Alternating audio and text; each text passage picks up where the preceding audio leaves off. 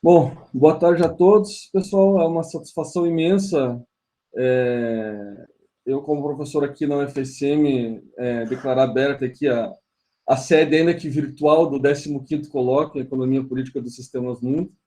É uma satisfação encontrar pessoas queridas com quem eu aprendi muito nos últimos anos, né? Então, essa ideia de fazer com que o colóquio circule em outras instituições, né, para além das tradicionais, é muito interessante para que a gente tenha uma abrangência maior, né? E, assim, é uma satisfação pessoal também, eu diria, porque boa parte da minha formação acadêmica foi também baseada nesses colóquios. O meu primeiro foi lá em 2009, como graduando ainda na UFSC, na UFSC, né? Então, em termos pessoais assim e profissionais, é muito gratificante, assim, ter a confiança de vocês, do pessoal que está há mais tempo aí organizando, trabalhando na perspectiva. E peço desculpas desde já por esse pequeno imbróglio tecnológico aí, a gente já está quase 2 anos na pandemia e continuamos patinando, né, em alguns detalhes. Mas o importante é que estamos todos aqui. Eu convido todo mundo a abrir as câmeras, quem puder, mesmo os ouvintes, né, porque a ideia é que a gente possa manter o clima, né, de fraternal, de confraternização que tanto marcou os colóquios anteriores e que vocês possam, né, interagir com os palestrantes. E é isso. Então, com muita alegria que eu declaro aberto aí o 15º colóquio. Então, nós vamos ter, eu, claro, né, eu e o Fabinho, o Fábio Pado dos Santos, estivemos à frente aí da organização, né, por mais que oficialmente esteja registrado aqui na UFSM, o Fabinho, por todo o know-how que ele tem, né, das outras organizações, me ajudou bastante, né, então, na verdade, é um trabalho conjunto meu e dele aqui, apesar de ser o UFSM, né, a instituição organizadora. E é isso. Então, a gente vai ter 4 mesas redondas, né? 4 mesas de apresentações, de trabalhos, em geral, de mestrandos, doutorandos, pós-graduandos, mas também de professores. E, além dessas mesas, nós teremos a palestra de abertura agora, do professor Mariucci, né, da Unicamp, cujo texto base já foi disponibilizado, né, no site. A gente vai ter também, hoje, às 4h30, um evento duplo, né, lançamento de 2 obras, o livro organizado pelo professor Elton, da USP, e também a revista Reoriente, que tem sido encabeçada pelo Carlos Eduardo Martins. Amanhã, nós teremos a palestra do professor Salvatore Babones, da Universidade de Sydney, que também traz um texto, assim como o Mariucci, um texto bem provocativo, né, com algumas questões bem interessantes para a gente pensar e repensar os rumos do sistema mundo moderno, né? E ao final, né, no final do terceiro dia, na quarta-feira, conversando com o Fábio, com o Pedrinho também, nós achamos por bem, assim, uma ideia interessante de trazer todos aqueles que já organizaram os colóquios anteriores para fazer uma fala de 5, 10 minutos, fazer né, mais um bate-papo, uma conversa sobre esse balanço de 15 anos do evento mais longevo fora dos Estados Unidos, voltado para o sistema mundo, né, para a perspectiva. Então, acho que é uma data redonda, né? E acreditamos que seria de bom tom, assim, seria bem, viria muito a calhar fazer esse debate aí com quem já organizou, né? Agradeço a todos os interessados, os presentes. Eu vou passar então a palavra para o Fábio, que vai fazer a mediação da fala do Mariucci, e tocamos o barco. Então, Fabinho, obrigado aí por me salvar novamente nessa questão aí dos links. Sejam todos bem-vindos e a palavra é tua, Fabinho. Valeu, Bruno. Obrigado, viu? Bom, acho que primeiro só agradecer ao Bruno aí por ter topado liderar a organização do 15º Colóquio. Eu acho que com isso a gente conseguiu manter o 15º ano ininterrupto de eventos e que a gente espera aí fechar com uma boa discussão na quarta-feira, reunindo, digamos assim, as pessoas que tiveram à frente desses 15 anos, né, de evento, fazendo uma boa discussão. Então, como o Bruno já falou geral da programação, não vou me alongar muito aqui não, Agora a gente vai ter a palavra de abertura, a palestra de abertura do professor Eduardo Mariucci. Para quem não conhece, o professor Mariucci, ele é graduado em Ciências Sociais, mestre em História Econômica, doutor em Economia. Em 2017, ele se tornou professor livre-docente e atualmente ele é professor associado do Instituto de Economia da Unicamp e do Programa de Pós-Graduação Santiago Dantas. Então, a nossa ideia, muito bem-vindo, professor Mariucci, né? A nossa ideia aqui hoje é discutir um pouco a ideia de complexidade, emergência e transformações do sistema mundo capitalista. Então, a dinâmica vai ser mais ou menos assim, o professor Mariucci fala ali por volta de uma hora e pouquinho, se achar que é necessário, e aí a gente abre para as perguntas e eu vou organizando. Então, quem quiser participar, fazer perguntas, provocações, enfim, pode levantar a mãozinha usando o próprio Meet aqui, e na sequência a gente organiza aqui a ordem para as pessoas irem perguntando, né? Eduardo, muito obrigado pelo convite novamente. A palavra é sua. Bom, primeiro, né, boa tarde a todos e todas. Agradecer aqui a oportunidade mais uma vez de participar aqui do colóquio, né? Em particular aí o esforço do Bruno e do Fábio para organizar. E é o seguinte, né? O texto que vocês mandaram foi o da ESG, né, da Escola Superior de Guerra. E esse texto, na verdade, ele não tem uma conexão, digamos, muito explícita com a teoria, né, com a perspectiva, mas eu vou que aqui na minha conversa eu vou tentar fazer essa articulação. O que eu gostaria de discutir antes de entrar no tema, né? Tem duas lógicas básicas de se tentar aprender a realidade, né? E assim, a primeira vez que eu li o Wallerstein, eu fiquei meio perdido, porque a esmagadora maioria das pessoas tem uma formação muito próxima do marxismo e de um tipo de lógica que não é exatamente a que o Wallerstein também discute. Né? Qual que é a lógica que domina, ou pelo menos dominava a universidade? É uma lógica baseada em contradições internas, né? E que, de modo geral, qual é o argumento? A despeito da aparência da aleatoriedade do real, o mundo tem alguma determinação fundamental. Né? E para uma análise metódica do real, você pode chegar num elo, aquela noção de unidade do diverso, que está na crítica da economia política, que dá coerência a fenômenos que são aparentemente desconexos e aleatórios. Quando você pensa desse jeito, né, o novo está sempre inscrito potencialmente nas contradições da velha sociedade. Né? Qual que é a ideia? Né? Isso vem do Aristóteles. Né? O Marx tinha uma conexão muito forte com Aristóteles, dizendo o seguinte: uma coisa não pode ser causa dela mesma. Né? Ela não pode ser causa dela mesma. Então, e aí o Marx, o capitalismo não pode ser causa dele mesmo. Por isso que a gente tem que olhar de onde ele veio. Quando você olha desse jeito, né, com essa lógica das estruturas, há duas tendências, e as duas tendências são muito claras no marxismo. Uma, essas determinações são praticamente automáticas, quase não tem espaço para a agência humana. Esse seria o estruturalismo mais radical. O Althusser é uma das figuras mais proeminentes nessa forma de pôr a questão. Eu mesmo, quando entrei na faculdade, eu fui seduzido pelo Althusser, né? E eu era um althuseriano, estava ficando grave, porque eu estava sofrendo uma metástase, estava quase indo para Pulanças, né? Aí eu li a Rosa, li o Wallerstein, comecei a sarar um pouquinho. Né? Mas essa tendência é muito saliente entre os marxistas, onde, na verdade, o humano quase desaparece do jogo, dado esse movimento dessas estruturas. Né? E aí é sempre uma lógica formal de conexões, né?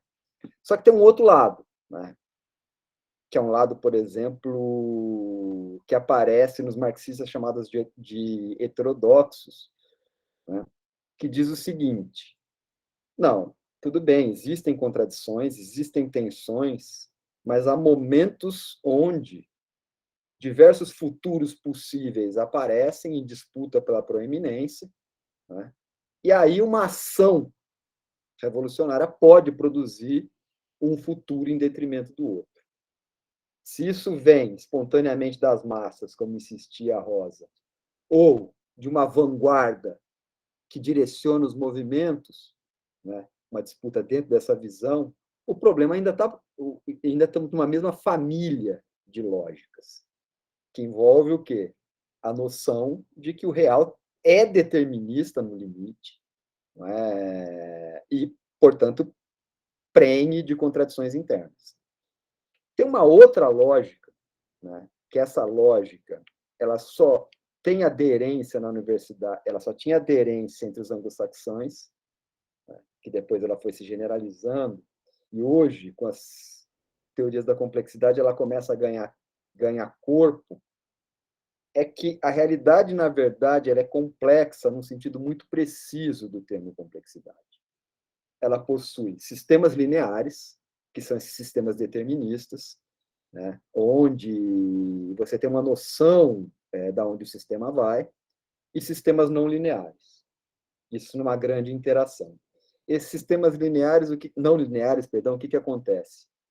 Eles são fadados ao efeito borboleta ou à bifurcação, tal como fala o Wallerstein. Você muda uma coisinha nas condições iniciais, isso se repercute em cadeia. Né? É toda aquela discussão sobre o efeito cascata que o Wallerstein começou a fazer dos anos 80 para frente. Qual que é o ponto dessa visão? Né? E por que ela é interessante? E isso foi uma dificuldade para entender o que o Wallerstein estava tentando fazer, porque ele está trabalhando a partir dessa lógica para tentar chegar naquela outra que eu descrevi no começo. É que os fenômenos, o novo, sempre nasce por propriedades emergentes. Ou seja, esse é o paradoxo. Do ponto de vista do Wallerstein, o capitalismo é causa dele mesmo. É causa daquela grande descontinuidade entre 1450 e 1640, que produziu uma ordem que começa a se reiterar, uma ordem complexa. A ideia de emergência qual é? Por exemplo, ninguém pode inventar a linguagem. Por exemplo, eu não posso inventar. Primeiro, não dá para saber se é possível pensar sem linguagem, mas se for, eu invento uma linguagem, como é que eu vou comunicar com os outros? É impossível. A linguagem tem que surgir numa situação concreta, entre várias pessoas, e a determinação não está nem nas pessoas, nem no mero conjunto. Está quando ela surgiu. A partir do momento que ela surgiu, ela vira uma causa o quê? Recursiva dela própria. Então, quando a linguagem apareceu, ela é causa dela mesma, e grupos que possuem linguagem vão ter vantagem sobre os que não têm. Essa que é a noção de formação por emergência. Os sistemas complexos geram ordens extremamente complexas, que elas ficam contidas nas unidades, mas ela depende fortemente das interações. Os linguistas, a esmagadora maioria deles, vão por essa via. O homem ele é biologicamente apto a adquirir linguagem, mas a linguagem nasce desse jeito. Uma vez criada uma estrutura complexa, ela pode ser refinada, mas ela nunca pode ser totalmente direcionada. Basta ver o que acontece com uma língua, ela é viva. Você tenta controlar ela, a língua foge do controle dos homens. Por isso que você precisa de 1000 reformas linguísticas ao longo do tempo. Mercados complexos também são dessa forma. Eles surgem por emergência. E tem uma coisa anedótica, né, que eu uso para explicar isso na graduação, que talvez seja a coisa mais simples de entender esse princípio. É um filme icônico, né, 2001, Uma Odisseia no Espaço. Tem uma cena, que é uma cena muito forte, onde tem uma caça que está abatida, ela foi abatida com um fêmur, aparentemente. Aí os macacos estão lá, né, um gritando para o outro. Um macaco vai lá, olha para a caça, pega o fêmur e bate na cabeça do outro macaco. A outra macacada entende o que aconteceu, entendeu? Ou seja, surgiu uma arma ou uma ferramenta. Isso gerou... Aí o cara taca o osso para o céu e aparece a nave girando lá na frente. Mas isso é claramente um sistema de uma ordem que surge por emergência. A partir do momento que ela é entendida, ela começa a se reproduzir por si só. Eu acho que esse que é o charme, é por isso que é muito difícil entender algumas passagens do Wallerstein.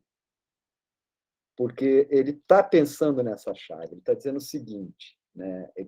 Ele tá dizendo o seguinte, olha, E por isso que é muito controverso, ele diz. O que é mais controverso nele é que ele vai dizer: já tem capitalismo no século XVII. 1640 já tem capitalismo, porque é uma ordem emergente. Entre 1450 e 1640, um longo e descontínuo processo de desagregação de uma ordem, né? E uma ordem que eu nunca vou esquecer, a primeira vez, na graduação, estudando a transição do feudalismo ao capitalismo, o Novaes mandou eu ler o Wallerstein, aí eu cheguei numa passagem, depois tentando entender o que é sistema mundo, economia mundo, meu tema era a Idade Média, essa passagem aqui que eu estou traduzindo porcamente do inglês. Na Europa da Baixa Idade Média, existia uma civilização cristã, mas não existia nem um império mundo e nem uma economia mundo. Eu falei, pegadinha do malandro, né? O cara me fez ler um negócio, entendeu? E não serve para nada, mas continuando. A maior parte da Europa era feudal, ou seja, consistia em pequenos nódulos econômicos autossuficientes, baseados em uma forma direta de expropriação por parte de uma classe nobiliárquica pequena do excedente rural produzido em uma economia senhorial, manorial, né? Ou seja, senhorial. O que o Wallerstein está dizendo? Aquela confusão na Europa não era nem um mini-sistema, né? Mini-sistemas são comunidades, né? Ele tirou isso da discussão da antropologia. Não é nem um império e nem uma economia mundo. Mas tem uma identidade civilizacional que dava um princípio normativo, e esse princípio normativo configurava aquilo como uma macro-região. Esse princípio normativo tinha o quê? A estrutura organizacional do cristianismo primitivo, que depois se organizou e se burocratizou quando Roma cai, e a miragem do império. Olha que explicação curiosa e contraintuitiva. Ele não está discutindo transição do feudalismo ao capitalismo. Ele está discutindo a formação de uma ordem emergente por cima dessa coisa muito estranha que é uma unidade civilizacional. Essa unidade civilizacional, né, ao perseguir os ideais da cristandade, que era unificar o império e o papado na casa dos Habsburg, aqui uma sincronia com a discussão do Brodel, mas não nos mesmos termos, né? Isso produziu um conjunto de tensões, né, que engendrou o sistema mundo moderno. E aí, é aí que ele começa a apanhar de tudo quanto é lado, e por isso que eu comecei a gostar dele. Né? As pessoas bastante contraintuitivas e que atacam as coisas que se aprende, né? Tenta enfiar nessa cabeça, não te dou zero. Esses autores sempre eu gosto. O que é o ponto dele? Primeiro, se já tem capitalismo no século XVII, o que foi a Revolução Francesa? O que foi a Revolução Industrial? Eles não foram revoluções. A revolução aconteceu lá atrás.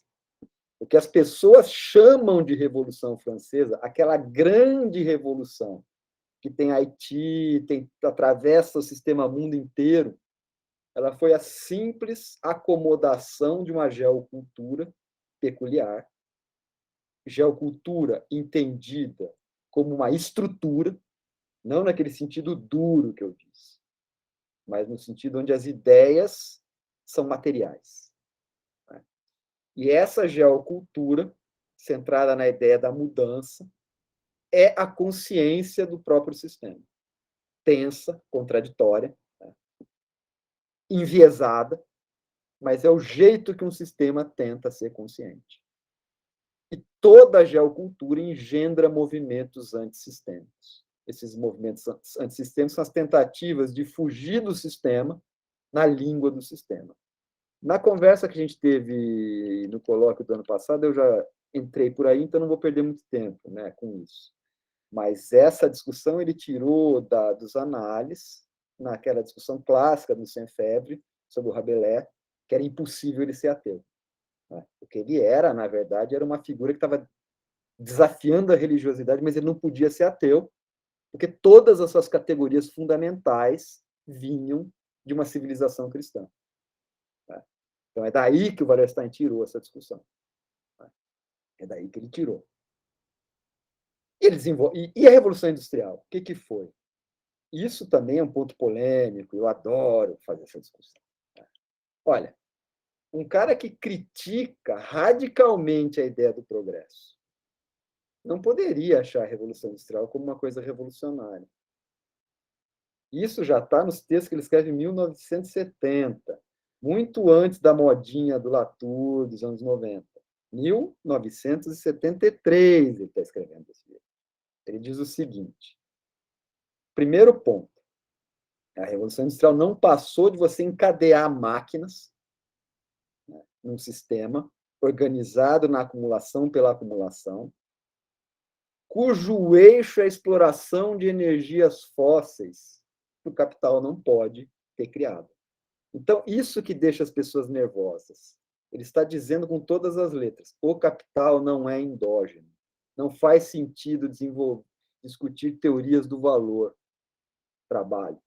O capital se nutre de energias que ele nunca criou, processa essas energias e joga no meio, né, entendendo a natureza como uma fonte de recursos e um lixão da humanidade. Esse é o ponto. Por isso que ele diz que as forças produtivas não estão se desenvolvendo. Quando você lê aquele livrinho que ele escreveu nos anos 80, Capitalismo Histórico, né, as pessoas têm verdadeiros pitis, né? Porque ele está dizendo que o capitalismo, na verdade, é mais predatório que o feudalismo. É mais predatório que os outros sistemas. É nessa chave que ele está dizendo. É mais ou menos o seguinte: por que será que nenhum sistema precisou de energias fósseis? Todos os sistemas milenares, impérios, usavam o quê? A energia do sol, fixada na natureza pela fotossíntese, distribuindo os recursos entre terras aráveis para o gado como força de tração e proteína e comida para as pessoas. Curso dos rios, vento. Ninguém precisou mais do que isso. A sociedade, a civilização capitalista precisou por quê? Ela é acumulação pela acumulação. Essa caixa de Pandora que foi aberta no longo século XVI. Isso orientou o sistema para um futuro que nunca vai chegar. Por isso, essa visão tosca do progresso.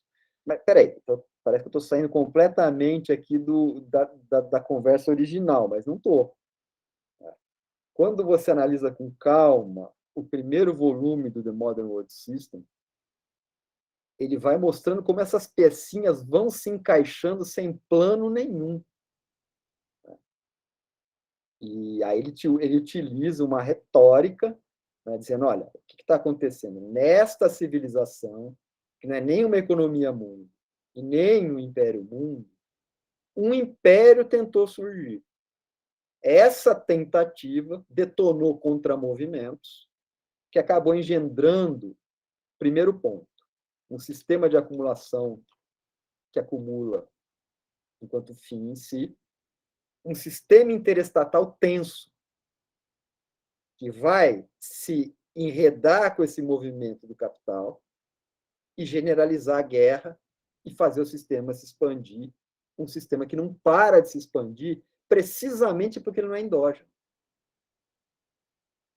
Veja, se o capital fosse endógeno, ele não ia precisar se expandir. Deixa esses selvagens aí, cara. Para que a gente precisa sair desse núcleo? Né? Então, esse caráter expansionista é porque, como você está acumulando por acumular, não tem fim, não é? A diretriz fundamental é essa. A diretriz fundamental é essa. E onde é que está a discussão, então? Você acabou formando um sistema que tem algumas determinações e que ele ficou operando dentro dos seus limites até 1968. Veja como o cara é polêmico. 68, o que aconteceu, na verdade, né, em 68? Os primeiros sinais de que algo como aconteceu em 1450, na Idade Média, está em curso. Esse é o ponto mais radical dele. Foi até o último dia da vida dele dizendo o seguinte: De duas, uma. Ou nós acreditamos que esse sistema não está numa crise terminal e, portanto, nós podemos reformá-lo, como é 99% das pessoas, inclusive as que se posam de revolucionárias. E reformá-lo é o quê? Olhar para os anos dourados e tentar salvar aquela bagaça. Ou nós estamos tal como estavam as pessoas no século XV e XVI, por exemplo. Alguns diziam que a cristandade já tinha morrido e precisava pensar num outro plano. Outros achavam que era possível uma reforma. Portanto, na base, pululavam as heresias e os milenarismos. Na cúpula, temos que reformar o sistema. Qual é o problema? Pô, o imperador não manda. Os príncipes são rebeldes. Qual é o problema na outra ponta? O Papa não manda nada. A igreja virou um sincretismo maluco. Vamos organizar tudo, McDonaldizar a igreja e buscar uma conexão entre o que pode ser o imperador e o Papa. O projeto dos Habsburgo. Esse ponto é engraçado porque é um ponto onde o Arrighi concorda com ele. Ele diz, por que não existiu uma hegemonia ibérica? Porque o projeto dos Habsburgo era a tentativa de salvar a cristandade. Naufragou. As hegemonias do sistema mundo começam com a hegemonia holandesa. Então, esse é um ponto de contato entre os dois, né? Onde eles estão remando para o mesmo lado. Eles começaram a remar para lados diferentes, né? Mas esse é um ponto claro de contato. Mas vamos lá. E qual que é, então, a pegada do Wallerstein? Nós estamos entrando num sistema de bifurcação, onde aquelas antigas estruturas estão fadigando. Por isso que tudo fica tão maluco. E aquela unidade geocultural onde o liberalismo centrista conseguia segurar as pontas se desfez. Primeiro, porque o próprio liberalismo se dividiu. Isso ele escrevendo no calor dos acontecimentos, 89 e 90. Eu gosto muito de todos os textos que ele escreve entre 86 e 94. São textos muito interessantes, né, onde ele refina a análise dele, porque a questão ali é, e acabou a história ou não? Estou dizendo, acabou do pior jeito possível. Esse sistema já era. Os liberais estão cantando bola, mas o que está acontecendo é que nem os liberais se entendem mais. Aquele ramo reformista, socialista fabiano, se descolou dos neoliberais. O que fez um descolamento entre os conservadores, aqueles conservadores modernos que acreditavam que a sociedade é feita por sedimentação e querem diminuir a mudança, começaram a ser desafiados por conservadores que querem fazer o fim do mundo o mais rápido possível. A Paru, essa galera, Steve Bannon, esses amalucados. Ou seja, estraçalhou toda a geocultura que vigorava até então, pelo menos desde 1848, que é quando foi a grande estruturação. Onde que tem eu acho que é uma coisa que assim que eu acho que o Wallerstein não cobriu, porque não deu tempo, é porque ele tinha outras preocupações. Quando ele está pensando em 68, ele pensa 68 numa chave pan-arabista e indiana, porque ele leu aquele Anwar Abdel-Malek, que ele cita várias vezes, e leu os caras ligados ao Subaltern Studies na Índia. Ele não conhecia, ou nunca se interessou muito pela antropologia que pensava que as cosmologias amazônicas, né? Eu estou indo por esse caminho, né? Eu estou começando a estudar essas coisas, em cima da virada ontológica, embora ele conhecesse essa bibliografia, dá para ver que ele conhece. Ele conhecia o Latour, né? Cita o Latour muito bem, que é um sujeito que tem essa preocupação, mas ele nunca foi por aí. Né? Outro segundo ponto, que é onde eu vou começar a concentrar minha fala aqui, é que ele nunca pensou a questão do imbricamento entre a tecnologia, a vida social e as formas de percepção, no sentido do Simondon e do Deleuze. Ele nunca foi por essa via. Né? Então, o que eu vou tentando fazer aqui é fazer uns enxertos na visão dele. Eu não vou discutir a coisa das cosmologias ameríndias, que seria desviar demais do assunto. Eu vou centrar mais nesse negócio da tecnologia, que é o tema que está nesse livro, nesse texto que o Fábio e o Bruno sugeriram. Né? Mas eu acho que é interessante fazer esse movimento, fazer essas conexões. Né? E o que eu quero aqui discutir, então? Como é que esses sistemas computadorizados de inteligência artificial estão dando conta de sistemas complexos? Desde o começo da cibernética, uma coisa de 1950, a tendência qual era? Né? Os ciberneticistas acreditavam que o mundo era aleatório e não determinista, tanto Wiener como Shannon. O argumento deles era mais ou menos o seguinte: olha, sistemas complexos, nós temos que mudar o jeito que a gente entende a interação com eles. Tem que sempre com previsões de curtíssimo prazo para tentar entender o quê? Os movimentos sensíveis do sistema. Você não tinha muita matemática nesse período para conseguir desenvolver as questões que começaram a se desenvolver na década de 70. E que o Wallerstein já estava atento e começou a estudar nos anos 80.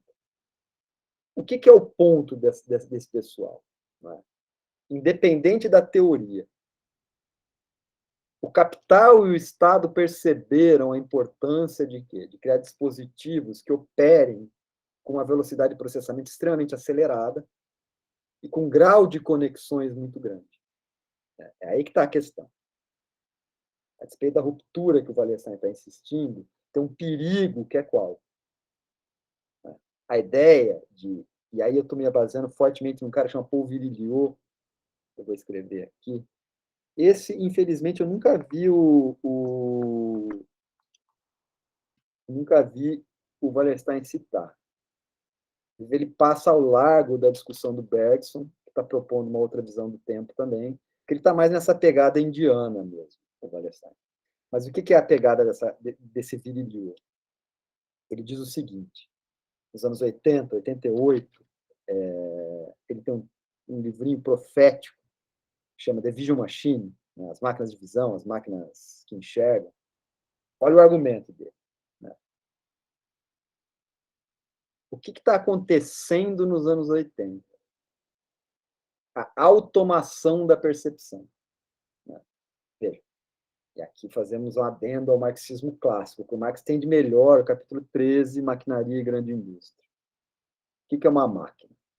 Uma máquina é um dispositivo mecânico que manipula ferramentas. O que é ferramenta do ponto de vista ocidental? Uma extensão do sensório e dos membros humanos. Um relojoeiro, por exemplo, ele manipula ferramentas. Ele precisa de chave de fenda. Por quê? Nossos dedos são grossos demais. Ele precisa de pinça, nossos dedos muito grossos. Ele precisa daquele óculos especial, porque os mecanismos são muito pequenos. Então, na verdade, as ferramentas são o quê? Essas extensões do corpo humano. Próteses da memória, você poder escrever coisas e gravar. Né? Quando o Marx está discutindo a maquinaria, ele está dizendo o quê? A máquina-ferramenta ela é importante porque ela se apoderou das ferramentas. E, no certo sentido, ela desvalorizou o homem a partir da sua possibilidade de quê? De controlar ferramentas. Só que ela faz isso de acordo com o quê? As determinações do capital. As máquinas não estão para melhorar a humanidade. Elas estão para produzir mais, cada vez mais barato, em forma serial. O que Virilio sacou? Cara, as máquinas estão enxergando. As máquinas estão começando a mobilizar sensores e produzir uma imagem digital. Preditiva. A discussão do Virilio, esse é o eixo do meu artigo. A discussão do Virilio é a seguinte: veja, essas máquinas não estão simplesmente olhando para o real, porque ninguém olha para o real. Ver é sempre prever. Por exemplo, quando você está andando no trânsito, você está tentando prever o que vai acontecer. Se um sujeito vai te atropelar, ou você está no mar, essa onda, como é que você desvia. Então, sempre que você está vendo, para fazer algum sentido, você tem que prever o que pode acontecer. Ou seja, tirar do real as suas virtualidades. E uma máquina faz isso. Aí é que está a chave. Né? Esse que é o drama. Quando as máquinas começam a fazer isso, elas fazem para quê? Para nos vigiar, para empurrar músicas e padrões em cima da gente. Né? E para a guerra. Para a guerra. Porque essa discussão aparece no auge da Guerra Fria, quando os sistemas de armamentos começam a se automatizar e o olho humano é incapaz de fazer a guerra. Quando os aviões começam a voar mais de 400 km por hora, né, as pessoas não enxergam. Elas precisam de radares e de quê? De sistemas preditivos. Essa que é a discussão. Né? Essa que é a discussão. E o que diz lá o nosso amigo Virilio? Eu estou me aproximando do final já. Então, o que está acontecendo, como eu já adiantei, é que essas máquinas, elas não estão prevendo, elas estão prevendo um feixe de possibilidades. Tecnicamente, elas estão prevendo virtualidades. Porque, veja, essa discussão, essa bibliografia francesa, ela é muito rigorosa. Virtual não se opõe ao real. Ao real. Tipo, isso aqui é uma sessão virtual no sentido banal do termo. Nós não estamos na mesma sala. Nós estamos sendo mediados por geringonças de silício e cobre e energia, né? Estamos colocando em comunicação. Não é real, igual a gente está no auditório da UFSC ou nos lugares onde o colóquio foi. Mas isso não é mentira, né? Isso aqui está acontecendo. Portanto, esse é o ponto. A dimensão virtual é uma definição porca dizer que, na verdade, porque nunca ninguém encanou em falar por telefone e dizer que a conversa era virtual. É a mesma coisa, não é? Só está tendo a imagem aqui. A questão nunca foi essa. O que esse pessoal está dizendo? Essas camadas de realidade por dados, elas são tão reais como qualquer outra. Podemos chamar isso de espaço virtual, mas isso é um termo impreciso. A questão qual é? Existe o atual. E existem as suas possibilidades emergentes. Isso é a virtualidade. O que eu acho muito divertido discutir? Como é que o capital aprendeu a se apoderar das virtualidades na década de 70? E consolidou isso num regime de propriedade, em 94, que tornou isso possível. Por isso, essa discussão de financiarização é mambembe. A financiarização é a ponta do iceberg. O capital está se apoderando do quê? Os princípios ativos, ele está se apoderando das virtualidades. Ele já fez o enclosure sobre a vida, como a Vandana Shiva insiste. Né? Ele já, na verdade, ele quer fazer o quê? Pensar o mundo como um conjunto de informação apropriável. E aí que está a briga. Nós vamos deixar? Porque se a gente deixar, já era, né? Então, a disputa qual é? Além da engenharia genética, toda essa conversa, no plano da imagem, essas máquinas já estão o quê? Conseguindo produzir subjetividades maquínicas. É por isso que vem a discussão do pós-modernismo. Coisa que o Virilio anuncia ali. Ele diz, há um desdobramento da perspectiva. Essas perspectivas maquínicas são reais, fora da nossa percepção, porque muito rápidas e muito complexas. Então, o homem já não está mais o quê? No centro do palco. Aquele homem do Renascimento já era. Ele está, pelo menos, num pé de igualdade com a máquina, ameaçando ser obsoleto. O que é a pegada aqui, então, para a gente entrar para a discussão, que é o que interessa? Veja, todo o sistema de valorização, essa com esse mimimi do metaverso, os sistemas de armamentos, os sistemas de repressão estão nessa chave, na chave das virtualidades, na chave do quê? De um conjunto de possibilidades que os homens não conseguem divisar. Só que deixar a coisa caminhar sozinha, aponta no quê? No tipo de virtualidade que o capital e o Estado, né, seu parceiro eterno, querem nos prender. Por isso que fica divertido analisar as cosmologias ameríndias. Porque eles têm virtualidades, mas virtualidades numa outra chave, completamente diferente. Quando você vê que esses bons antropólogos, viveiros de caça, esses caras vão entrando na mente, os caras já pensavam na virtualidade.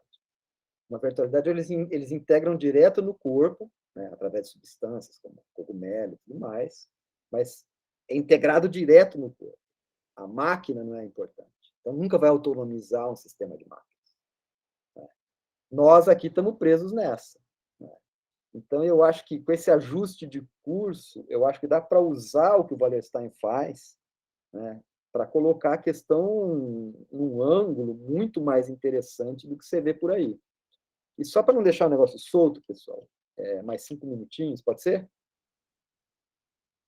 É o seguinte, né, o que eu queria dizer aqui para fechar. Não é o panóptico, entendeu? Eu acho que essa discussão é interessante, porque o que é o panóptico? Não é só uma sociedade panóptica, é mais do que isso. Vocês devem saber, né? O panóptico era aquela prisão idealizada pelo Bentham, onde ela tem uma coluna central, e aí as celas ficam num outro círculo, onde você tem duas aberturas, né? Você tem uma abertura para fora e uma abertura para dentro, com grades que a luz atravessa. Então, quem está na torre central consegue enxergar os detentos. Os detentos não sabem se eles estão sendo vigiados. E o Bentham diz, né, aqui eu estou sendo literal, por um simples artifício de arquitetura, o detento vai se comportar por quê? Ele está sendo observado. E aí o Foucault vai desenvolver que isso significa despersonalizar o poder. Em que sentido? Você nunca sabe se você está sendo vigiado, você nunca sabe se está sendo vigiado ou não, e muito menos por quem. Né? Essa coisa do por quem é importante. Quando eu estava no segundo grau, né, na escola tinha uns B10, não eram os professores que aplicavam prova, uns B10. Tinha B10 que eram distraídos. Né? Chegou um determinado B10, o poder está personalizado nesse caso. E não precisa nem estudar, nós vamos colar aqui a torta direita. Chama um bedel mais rigoroso. Ferrou. Ou seja, você não sabe. Tem um vidro ali. Você não sabe quem está lá por trás. Então, você sempre vai assumir o quê? Que é o cara mais rigoroso possível que vai te punir. Mas por que isso não é necessariamente o panóptico? Porque, a despeito de tudo que eu falei, é um olho humano que está te vigiando. E você sabe disso. Quando você está sendo vigiado por máquinas que leem, máquinas que conversam entre si, olham para onde você está olhando, tomam a temperatura temporal sua, pegam assinaturas de vibração, e você numa casa inteligente, como uma casa nos Estados Unidos, por exemplo, onde você está sendo rastreado não só pelo seu celular, onde você leva para tudo quanto é lugar, mas para que temperatura você pede para o Google Nest deixar a casa? O que você vai ouvir? Em que cômodo você está? Porque todos estão ligados por aparelho de streaming. O que você está assistindo? Quantas pessoas estão lá dentro? Essa vigilância foi estendida para dentro da casa das pessoas. Isso vai formando padrões onde as pessoas vão sabendo mais sobre você do que você mesmo. Essa distopia o Wallerstein não desenvolveu, das várias, né? O feudalismo. Ele desenvolveu um monte. Essa não. Uma sociedade petrificada em cima do quê?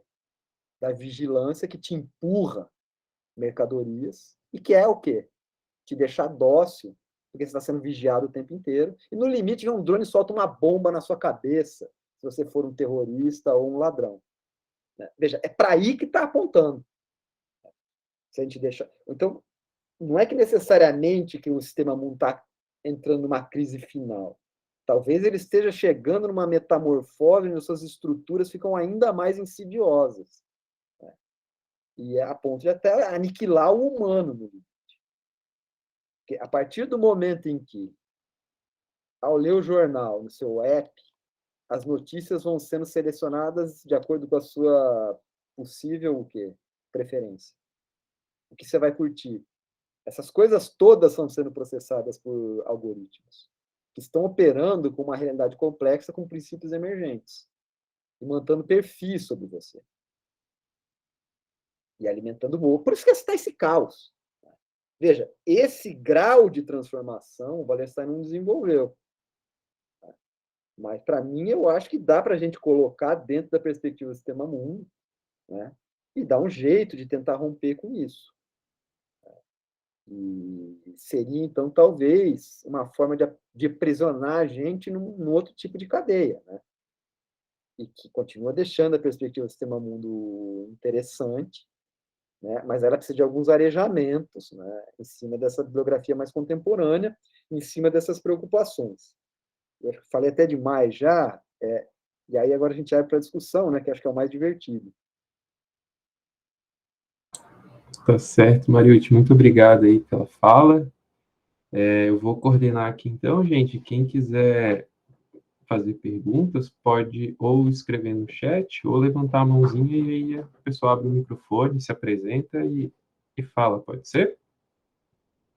Então, fiquem à vontade. Fabinho, eu quero, mas eu não sei se você queria fazer os seus comentários primeiro e depois os espectadores vão sentindo mais Não, já vamos para as perguntas. Pode ir, Bruno, fica à vontade. Tá. Mariucci, o Paul Virilio, a obra dele está muito conhecida pela dimensão do tempo, né? Pela compressão temporal e tudo mais. E essa perspectiva, tanto você vê no Wallerstein quanto no Chase Dunn, das redes, né? E os outros sistemas mundo que o Chase Dunn estuda, a dimensão do tempo para percorrer o espaço das redes do sistema mundo moderno é uma marca, né?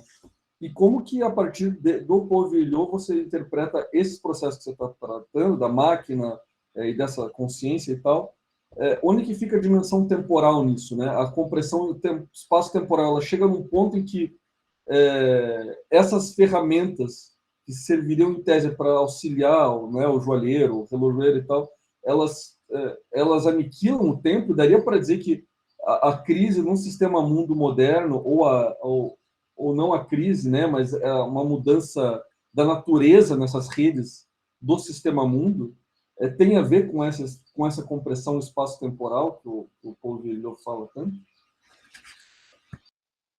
Bruno, como vocês preferem que eu responda uma a uma? Cara, Bruno, essa que é a questão, entendeu? Por que o Wallerstein se interessou no Brodel? Por causa da heterocronia. São vários tempos que vão sendo capturados por um tempo que é o tempo da acumulação. Qual que era a visão até esperançosa do Wallerstein? 68 recolocou a questão de um tempo. Não aquele tempo abstrato, né? Porque que o capital precisa da abstração do tempo. Uma sociedade industrial precisa ser regida por um tempo que é um tempo newtoniano, uma grandeza escalar, né, para sincronizar as tarefas. E a disputa sempre foi com essa temporalidade bergsoniana, por exemplo, que é outra forma de pensar o tempo. Né? E também o Brodel. O ponto é, será que dá para você enquadrar a existência humana num tempo abstrato? Então, o movimento é duplo, e o Wallerstein tem muita clareza nisso. Duas abstrações são fundamentais para a economia mundo ser possível. Primeiro, o tempo. Ele tem que ser uma medida discreta, né, para coordenar os fenômenos. Segundo, todas as coisas têm que ser indexadas por um valor, a moeda. Então, o segredo do capital é criar a moeda, né, que vai indexar as atividades humanas e colar ela no tempo. O que era a ideia do Wallerstein?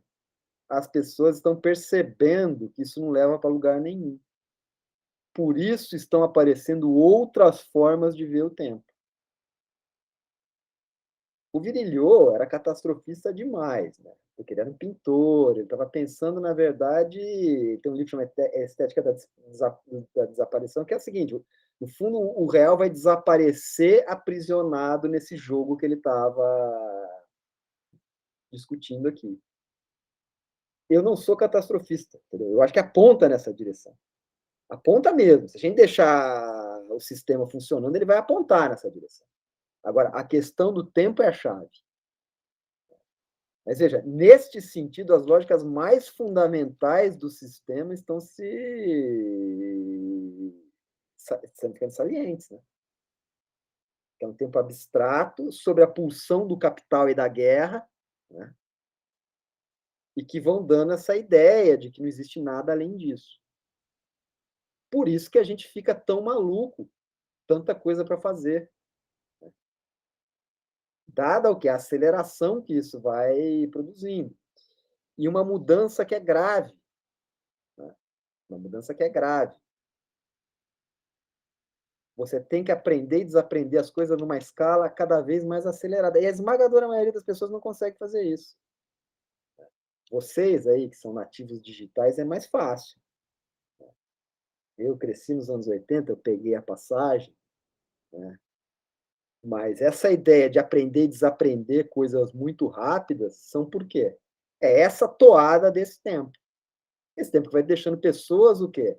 Descartáveis, né? Quem não consegue se reinserir nesse tempo vai ficando pelo caminho. Então, nesse sentido, é divertido confrontar a discussão do Wallerstein com o americanismo e Fordismo no Gramsci dos anos 30, que foi a primeira vez que esse negócio apareceu desse jeito. As máquinas ficando rápidas, entendeu? E nem todos os trabalhadores eram capazes de aguentar a pressão. Nós estamos numa... O meu ponto é esse, eu acho. O tempo que está se impondo sobre nós é esse tempo acelerado, abstrato. O tempo desses sistemas maquínicos. Que, no certo sentido, eles podem eliminar a experiência do humano. Agora, não dá para acreditar em restaurar o homem, porque nunca existiu esse homem fora do que? Dos aparatos sociotécnicos. Eu acho que essa que é a brincadeira, entendeu? E uma coisa que sempre foi clara no Wallerstein. E como? O modo como ele trata a ideia de incerteza. É muito divertido aquele livro Utopística, e mesmo o Capitalismo Histórico, porque ele vai dizer, veja, ele está nessa chave. Olha o que está acontecendo. A experiência humana sendo esmagada por esse sistema. A gente não sabe o que vai acontecer. Mas nós temos que celebrar a incerteza. Porque são duas coisas muito perigosas. Ou dizer que a incerteza é impossível de ser enfrentada, aí você tem que virar um perennialista e começar a ler o Olavo e acreditar numa ordem transcendental. Ou que a incerteza é passageira, vai surgir um gênio, como Lenin, que vai nos dizer, ó, o real está por lá, o novo Messias, ele sempre vai ser incerto. Especialmente nos movimentos de transição. Então, eu acho que é um pouco por aí, cara. É por isso que eu acho divertido casar essa bibliografia francesa com essa discussão do Wallerstein. Não sei se fez sentido.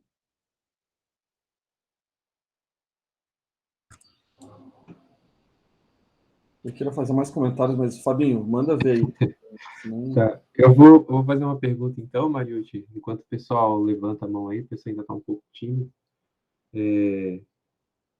Bom, o primeiro ponto, acho que, pensando no teu texto, na tua fala, que eu acho que complementou bem, né, você vai destacando que essa percepção essa automação da percepção, ela rompe a fronteira entre o real e o virtual, e também a experiência do tempo. Então, essa discussão, você acabou da experiência com o tempo, aí você acabou de meio que responder para o Bruno. Eu fiquei mais na curiosidade de entender um pouco melhor a discussão de ordem espontânea, né? E essa passagem que você traz quando você está, no fundo, dizendo, olha, se eu entendi o que você quis dizer, né? O sistema mundo moderno, ele é uma ordem emergente espontânea. Um pouco, acho que foi isso que você está dizendo.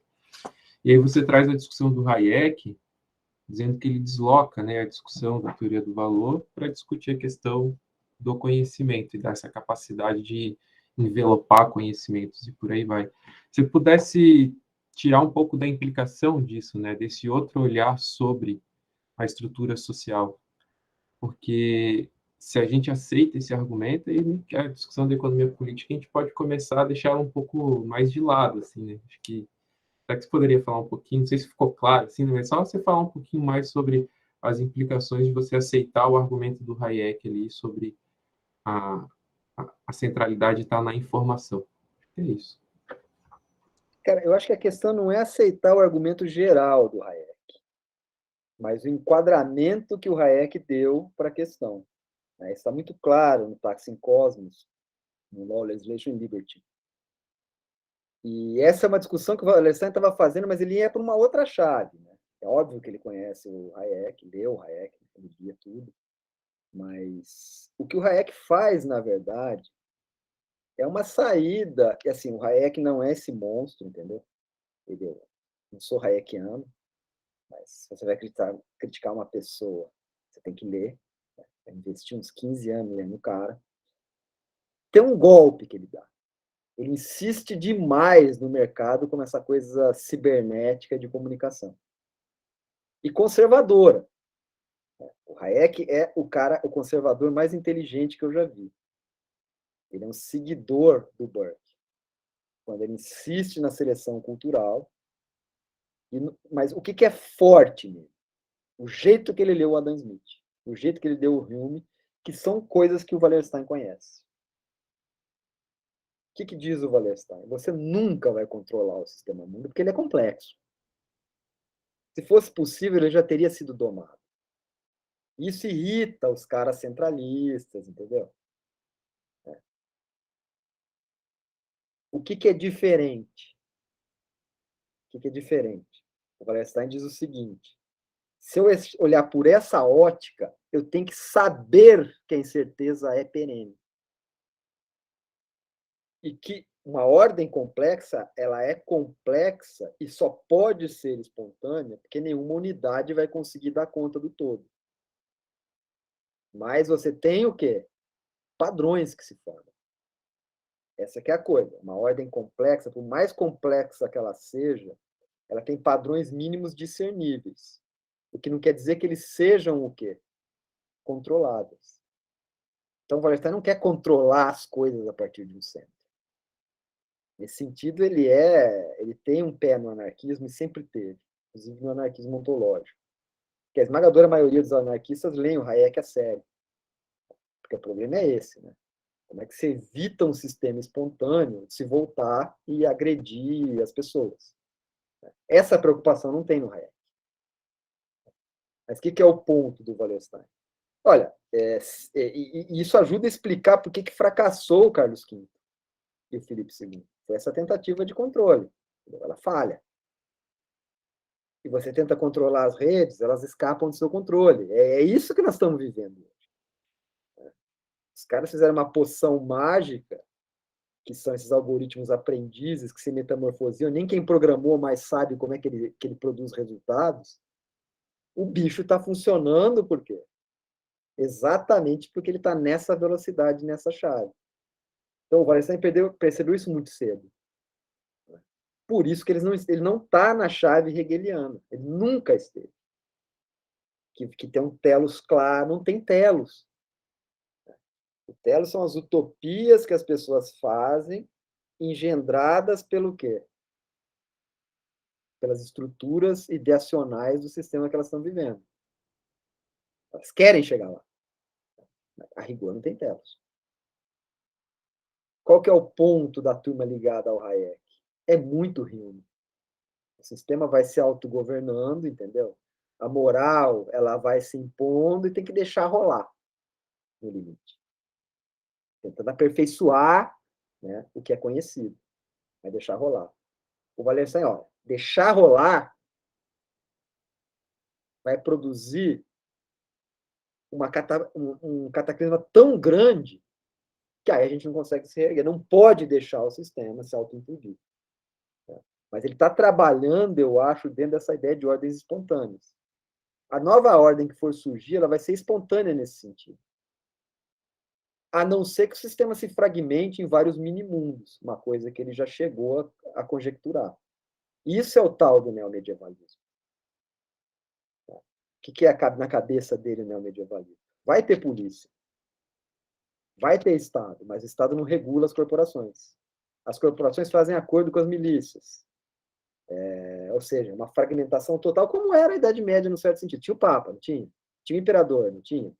Tinha o senhor feudal, mas ele não mandava. Né? É mais ou menos por aí. Ele diz, isso seria um sistema muito violento, de corrupção endêmica, né? E que, a rigor, poderia funcionar nessa lógica que nós estamos funcionando, com grandes corporações, né, disputando um negócio. Isso é uma distopia. Né? Você tentar controlar pelo bom mocismo, Bretton Woods 3.0, não sei que ponto zero, talvez se acelere esse negócio. Essa é a dificuldade, entendeu? Nós não sabemos para onde aponta. Eu não sei se eu te respondi, Fábio. Eu acho que eu entendi a sua pergunta. Não, respondeu sim. Obrigado. Oi, Edo, por gentileza. Oi, Mariotti. Vai lá. Achei interessante a tua fala, uma amplitude ampla, não é? E muito instigante, com várias aberturas possíveis para a gente pensar a atualidade. Me chamou a atenção, em particular, a questão da discussão, que tu tangenciaste, né, como propuseste, a respeito do tempo.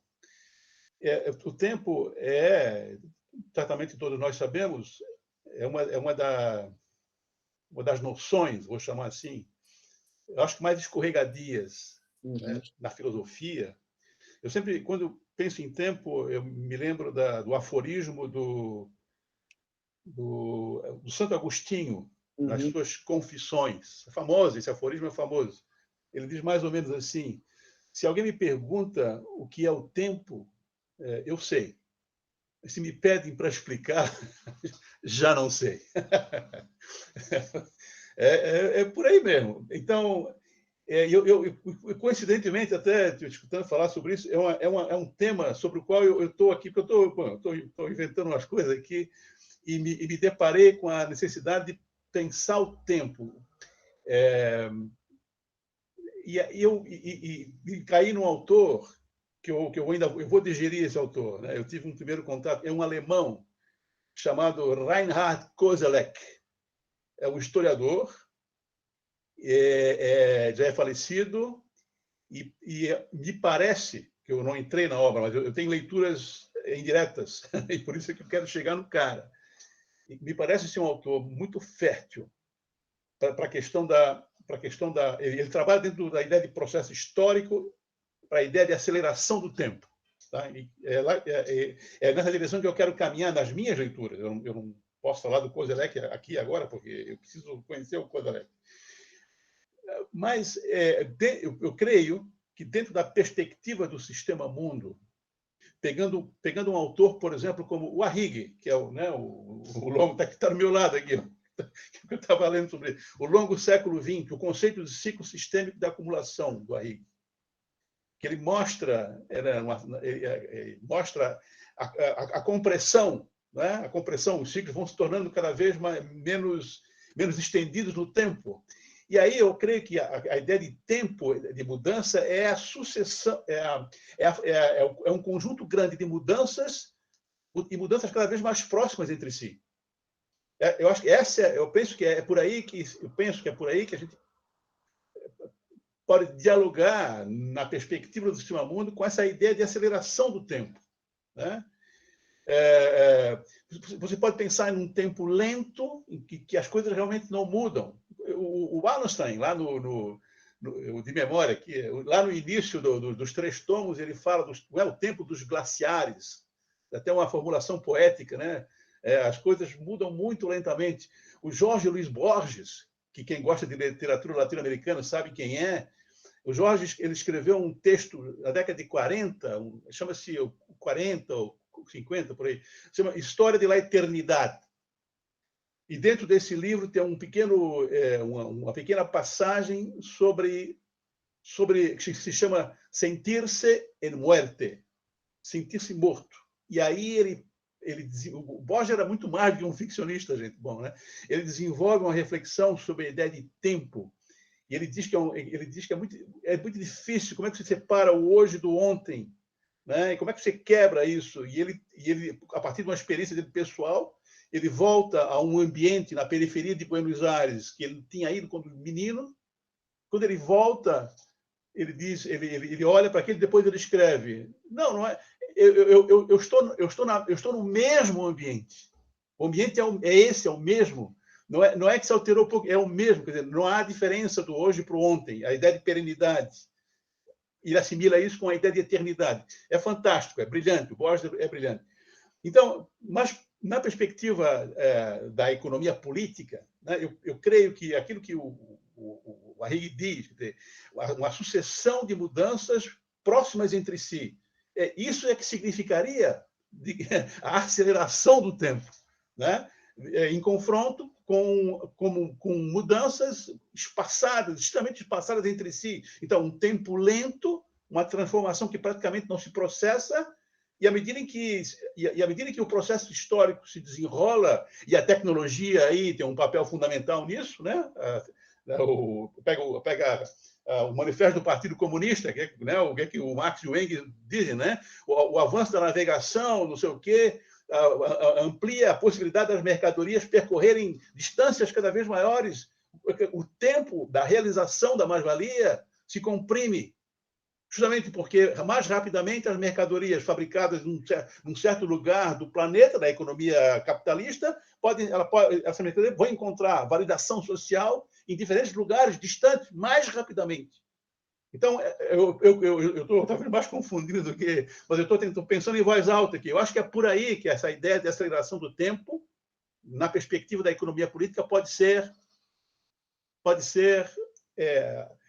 pensada, pode ser abordada. É isso. Ponto final. Obrigado. Se quiser dizer alguma coisa a respeito. Você quer já emendar, Bruno, ou eu respondo primeiro? O que você acha? Eu quero só complementar a fala do Oedo, a não ser que tenha mais alguém que queira... Não, pode ir, Bruno. Mas, pegando o longo século XX que o Oedo acabou de mostrar aí, só reforçar essa pergunta dele: em que pé que está, né? Qual que é a validade da gente continuar utilizando um modelo, né, das longas durações, dos longos ciclos, dos longos séculos, né, proposto pelo Arrighi, diante desse cenário que você tá traçando aí?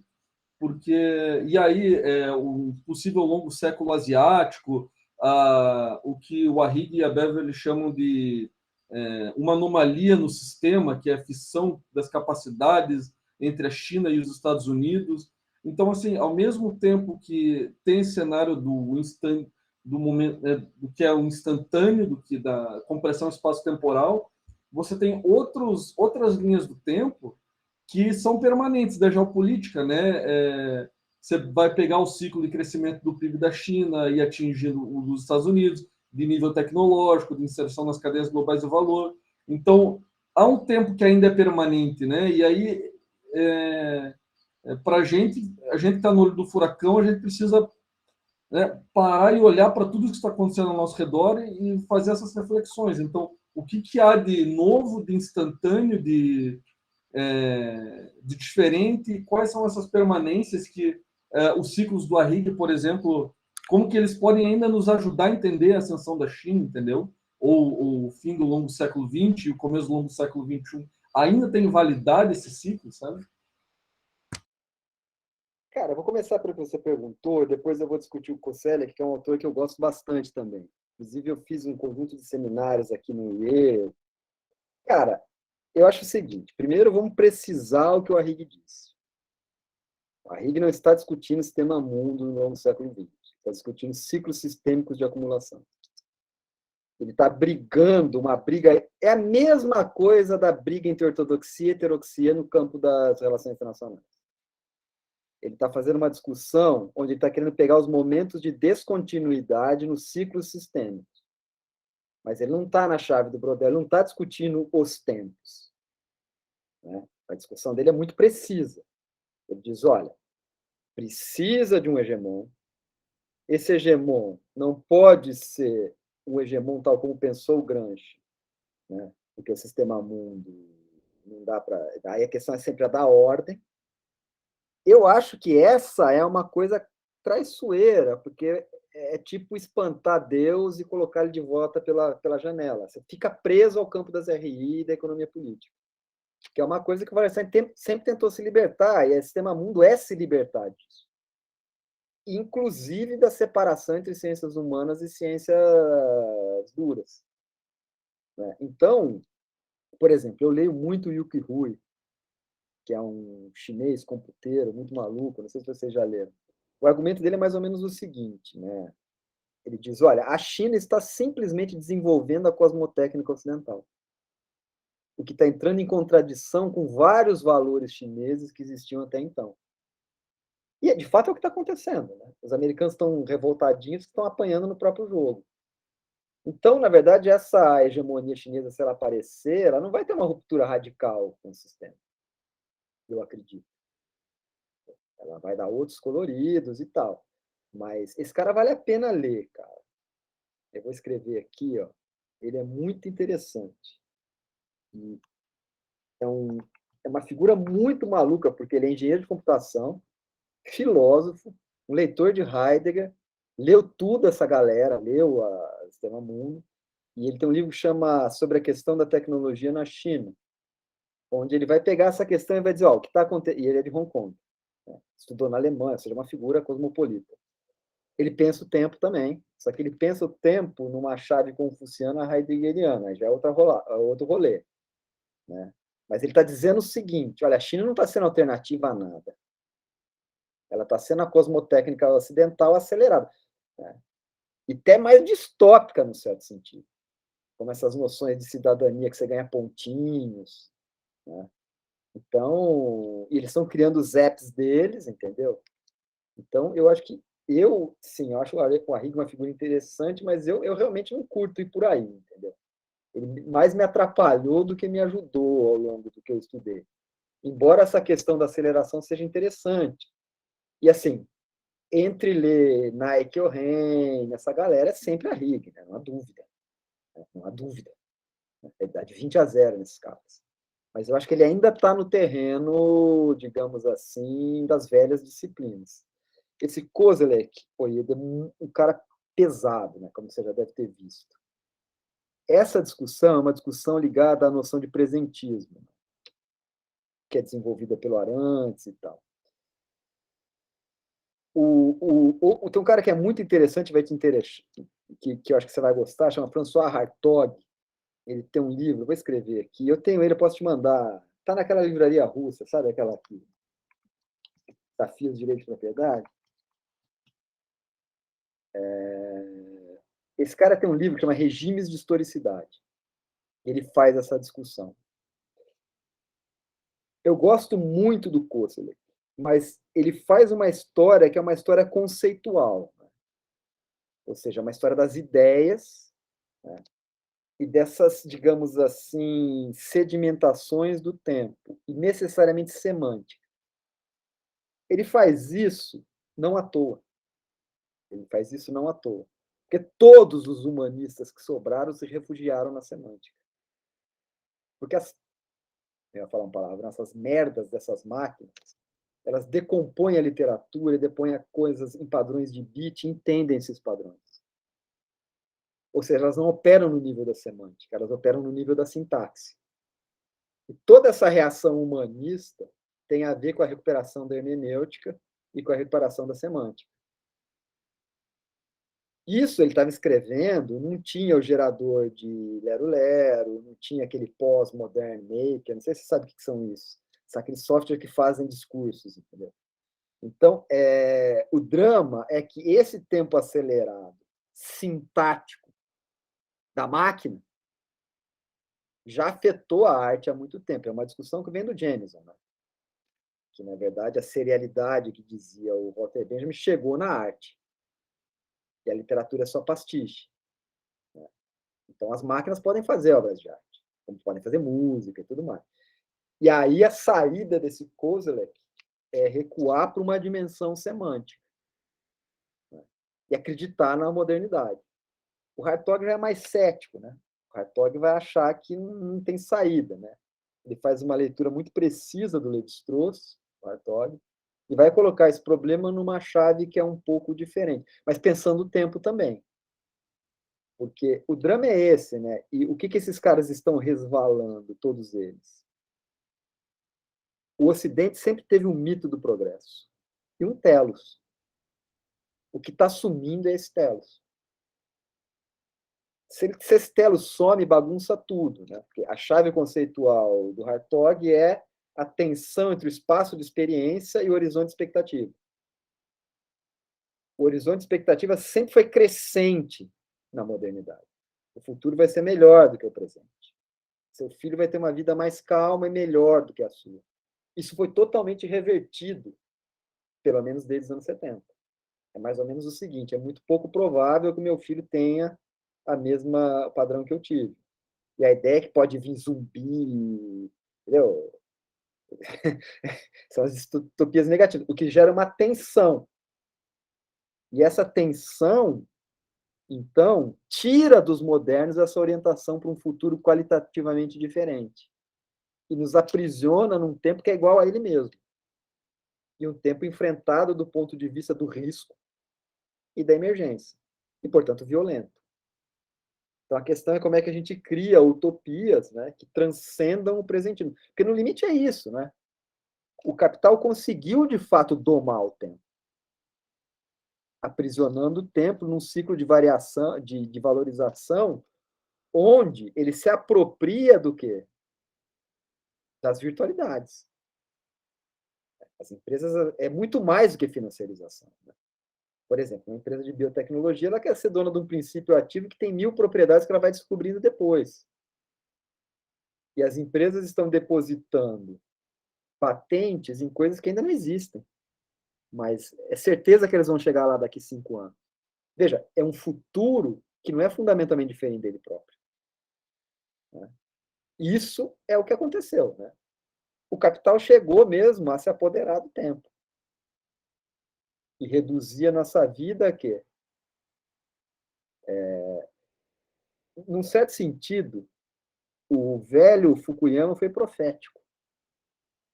Quando ele disse que a história acabou, em 91, eu li o Fukuyama assim que eu entrei na graduação, em 94. O Fukuyama ele não estava sendo otimista, ele não estava dizendo que o Ocidente ganhou. Quando ele disse que a história acabou, e aí é bem Koselleck, acabou o heroísmo, acabaram as transcendências, acabou esse telos. O que é o fim da história? Eu vou atualizar, porque ele falava em videocassetes, né? Tem gente aqui que nem sabe o que é. O fim da história é você assistindo Netflix o dia inteiro pedindo coisas pelo iFood que chega na sua casa. É isso. Entendeu? É isso. E se não é isso, é você se fudendo, entendeu? Porque você não consegue entrar nesse sistema. Você entregando o aplicativo para o cara. Eu pedia, estou assistindo Netflix, peço uma pizza. O motoboy quase morreu até chegar aqui, entendeu? O cara arriscou a vida várias vezes, entrega o negócio, ainda tem que ser manso, porque você dá um rating ruim para ele, ele está ferrado. O cara quase foi atropelado, entendeu? Xingaram ele, tacaram o carro em cima dele. E chega, bom jantar. Esse é o fim da história. Né? Esse povo na aventura do dia a dia, domesticado, e o resto ali inerte numa sala. É um pouco o que está acontecendo, né? É um pouco o que está acontecendo. E como é que você dá sentido num mundo como esse? Um sentido que não seja canalha, né? Tipo, olha, filho, se você não fizer direitinho, você vai ser igual o cara ferrado. Ou seja, entendeu? É esse tilt que está dando, né? E se a modernidade perde esse telos, né? Por isso esses arcaísmos ressurgindo. Né? Porque você perdeu esse horizonte de expectativas crescentes, o horizonte de expectativas decrescentes. Né? E é a discussão do Levi-Strauss sobre o esfriamento das sociedades quentes. Né? Elas vão perdendo o quê? Aquela ideia de um telos, né? E elas se prendem em mitos. Eu acho que essa é uma discussão quente. E uma discussão que o Wallerstein já estava esperto desde o começo. Porque ele sempre levou a questão do tempo como uma categoria decisiva. Mas é o que eu disse. quando ele pensa o tempo na chave pan-arabista e indiana. Se você coloca a questão do tempo numa chave das cosmotécnicas ameríndias, fica ainda mais divertida a discussão. Porque tem outras, digamos assim, virtualidades. O Kihana é um cara que já tinha sacado isso fazia muito tempo. Ele é um amigo da perspectiva, eu acho. Acho que o Edo caiu, ele tinha travado. Voltou já, Maurício. Acho que você caiu um pedacinho, mas deu para pegar? Tá mudo, Edo. Aqui em casa a internet tá bravo, tá, mas eu consegui voltar, mas perdi uma parte, tudo bem, paciência. Está gravado também, né? Ah, sim, verdade, verdade. Eu te passo depois as diretrizes que eu falei, cara, o Hartog. Eu escrevi sobre isso já também. Tá, estou interessado, sim. Eu estou tentando pensar, eu vou escrever aqui embaixo, tem um canadense também, que é interessante. Depois eu boto aqui para não monopolizar nesse assunto, eu vou escrever aqui embaixo, tá? Ele Próximo. é o Pedro. Eu. Vai lá, Pedrinho. Eu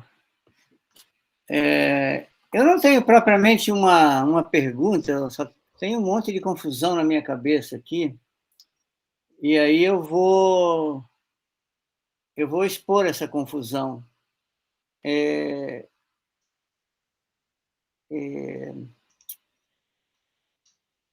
Talvez, para mim, né? Para mim, eu estudei, fiz um mestrado, fiz um doutorado, estudando a automatização, né?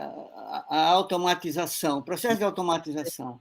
E aí eu peguei uma máquina, o torno, uma máquina-ferramenta, para mostrar e percorri a história dela desde que ela surgiu, lá na Revolução Industrial, até que ela é transformada pela microeletrônica.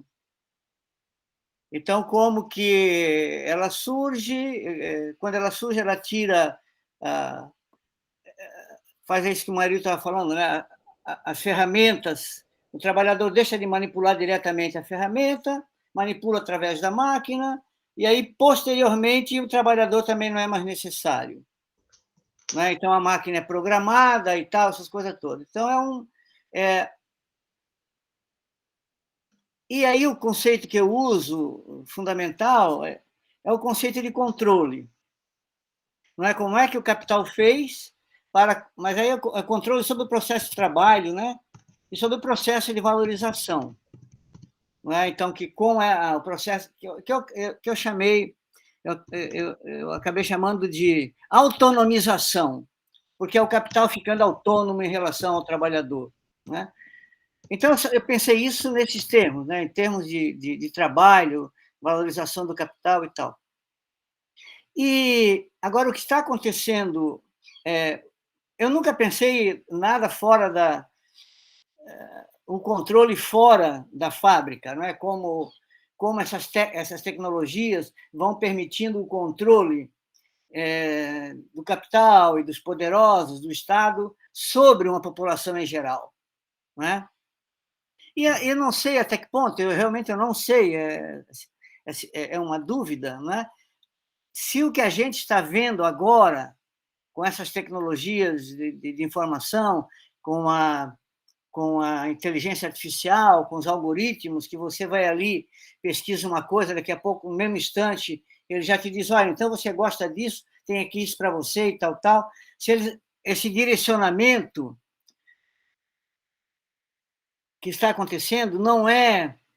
E aí eu gostei muito dessa ideia né, eu gostei muito dessa tua afirmação, né, de que a gente olha para uma coisa para saber o que está acontecendo e procurar antecipar, e aí o capital já antecipa isso para nós agora, eles antecipam, o Estado antecipa, eles antecipam através da inteligência artificial. Né? Mas a minha pergunta, Mariucci, era seria esse o meu comentário. Será que isso, até que ponto isso é um rompimento ou é a elevação, um salto no que eles já faziam? Por exemplo, através da televisão, através do marketing e tal, né? Esse é um ponto, né? E o outro é se o que a gente está vendo com as redes sociais, se essa inteligência artificial, por quem que ela é controlada, ou se isso vai, se essas tecnologias tão avançadas vão poder ser usadas, criadas, desenvolvidas por poderes locais, de tal maneira que o próprio Estado não vai ser capaz, ou o capital, o próprio Estado, as classes dominantes, não vão ser capazes de reterem, dominarem essa inteligência e a capacidade que ela lhes dá de fazer as pessoas, como você chama, virtualidades. Não é? Então, porque se isso for possível, vai ser um pandemônio. Não é? Vai ser uma coisa maluca, porque vai ser todo mundo, um monte de poderes criando virtualidades. Não sei, então é algo... E eu não sei, aí até eu às vezes fico pensando, quando a gente fala do sistema capitalista e tal, o Wallerstein tentou aprender isso na ideia de acumulação incessante de capital, né? Por sua vez, o Gunnar Frank já nem acreditava em capitalismo, talvez. Será que isso é necessário? Será que não é? Não é? Porque quando a gente põe o poder e o capitalismo juntos, né, essas duas forças elas estão também disputando. Não é? Então, não sei, chega, não consigo avançar mais, porque para ver como isso é complicado de pensar, não é? Porque é muito fácil pensar em termos de sistema interestatal, acumulação de capital e tal, não é? Concentração de poder, mas quando a gente vê o poder se espalhando e essas múltiplas possibilidades, como de criação, para pegar o teu termo, né, de criação de virtualidades, ou seja, dominar a imaginação das pessoas, aí não sei que sistema que existirá. Né? E talvez, para terminar, vou terminar mesmo com isso, talvez o Brasil, o tipo do Brasil, seja um laboratório do que pode vir a ser o mundo. Não é? Um mundo sem Estado controlando, um mundo sem capital dominando tudo, um mundo de pobreza, um mundo de miséria, um mundo de luxo, né? De coisas avançadas. Talvez o Brasil seja um laboratório, Oiedo, para esse futuro mundo aí. Foi, pelo que você está vendo, né? Foi muito boa a tua intervenção, é sempre muito enriquecedora. As tuas intervenções são muito enriquecedoras, porque tu leva do meu ponto de vista, né? Tu leva o debate para áreas em que a gente não toca. Nós tocamos só na economia, na política e tal, ali, né? Ficamos mais ou menos nisso, né? E você leva o debate para outras áreas. Muito, muito estimulante mesmo. Pedro, olha só, primeiro eu conheço a sua discussão sobre o torno, eu até achei que você ia entrar por aí. Que assim... Você já está antecipando Não, mas é que Claro. O Fabinho tinha me contado há muito tempo atrás, eu já tinha dado uma olhadinha no que você escreve. E veja, deixa eu fazer duas coisas aqui. A primeira, né? Até que ponto é uma intensificação da lógica? No certo sentido, é. No certo sentido, é. O capital... Veja, eu acho que quando o Wallerstein está insistindo e o sistema de capitais, ele também está insistindo que o poder muda num regime como esse. Ele não formaliza tanto essa coisa do poder. Eu até intuo por quê. porque, como ele conhecia a bibliografia francesa, esse é o pé em que estavam os Foucaultianos, o pessoal do Deleuze, mas ele acompanha à distância essa discussão. Quando você lê o Modern World System 1, o que ele está dizendo é o seguinte: a modulação do poder muda. É super interessante o capítulo 3, onde ele vai dizer, olha, as pessoas foram aprendendo que o poder está mudando. E o poder está invadindo a vida, ele está invadindo o cotidiano. E não é à toa, e isso é uma coisa que ele pega também dos análises, que a história dos súditos é interessante. Por quê? O velho sistema top-down de organização do poder já não funciona. Porque a fábrica e os sistemas maquínicos, elas transformam muito o cotidiano. Elas apõem uma certa universalidade, né, do capital, do dinheiro, que perturba, né, as formas usuais. Então, a questão do poder está posta no Wallerstein. É que o que ficou famoso é a ideia da acumulação pela acumulação, inclusive, aí eu acho que quem é canalha vai dizer que ele não entendeu o marxismo, porque não sei o quê, não faz sentido acumular por acumular, é um negócio circulacionista. Sempre foi. Se eu vou acumular, eu também preciso acumular poder, no certo sentido. Então, eu acho que essas modulações do poder já estão na obra do Wallerstein. Agora, a sua pergunta, que eu acho que é a mais decisiva. Será que isso não é o mesmo intensificado? Num certo sentido, é. Num certo sentido, é.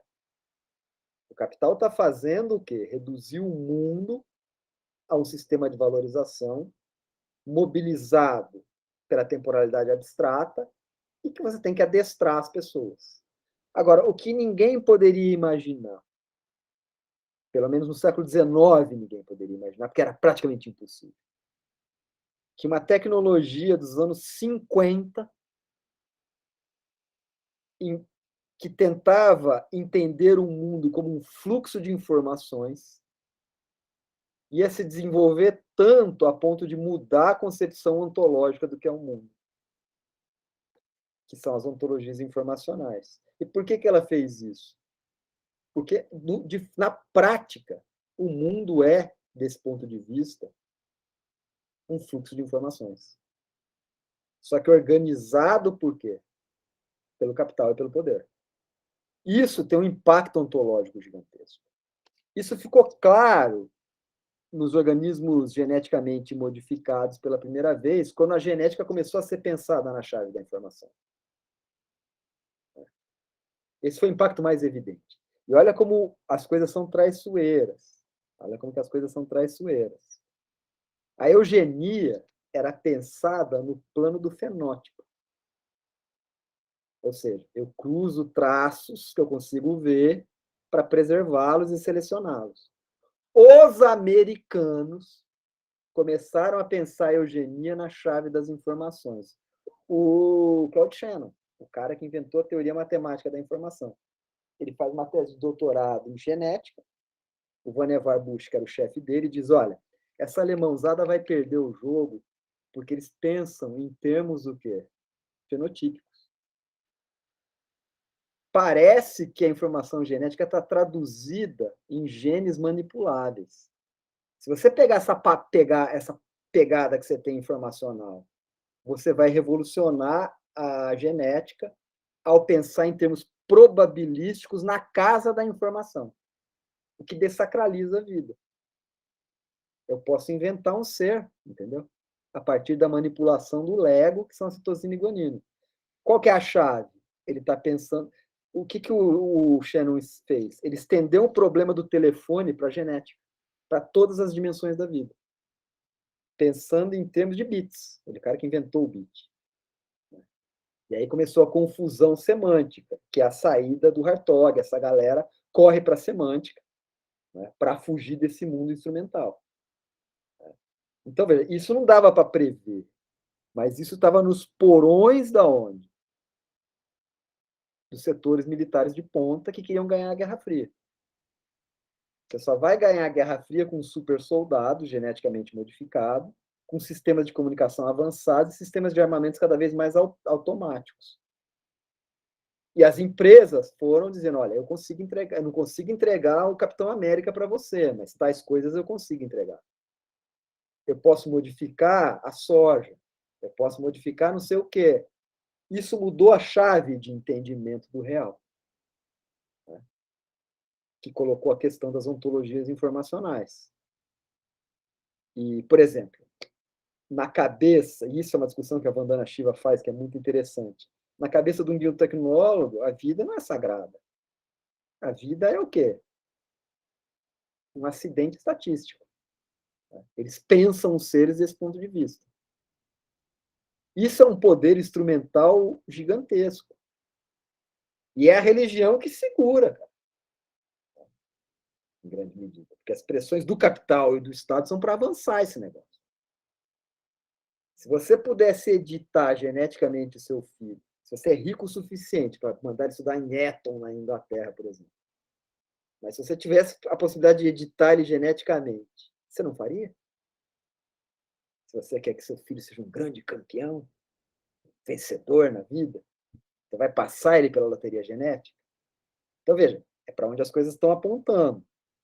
Mas dá para dizer que no século XIX estava escrito? Não. No 20, isso começou a virar uma possibilidade.